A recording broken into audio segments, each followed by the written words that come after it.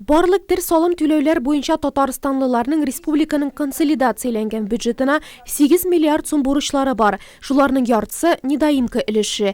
2 миллиард сумнан артыгы физик затларның милекләре өчен түләмәгән салымнары.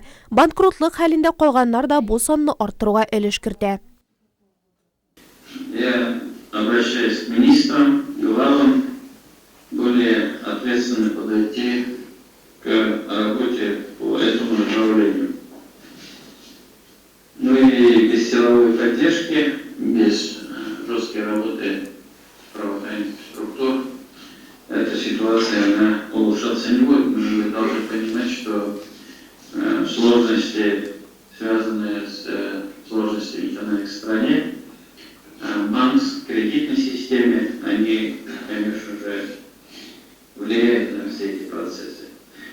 Нурлатта салым түләүләре буенча бурычлар узган ел башы белән чагыштырганда 34%-ка үскән. Задолженность по налогам в консолидированный бюджет. Татарстан Республикасы консолидацияләнгән бюджетына нурлатлыларның бурычы 17 миллион 757 мең сум тәшкил итә. Шуларның 11 миллионнан артыгы недоимка. 2016 елның икенче яртысында салым бурычларын азайту буенча эш алып барылды. Комиссияның 27 утырышы узды. 192 салым түләүче тыңланды. Нәтиҗәдә 11 миллион 820 мең сум күләмендә салым бурычларын киметергә мөмкин булды. И в результате проведенной работы Салым түләү кесәгә сукса, түләмәү икеләтә кыйммәткә төшәчәк. Быелдан башлап пенялар күләме 10-нан 24%-ка күтәрелде.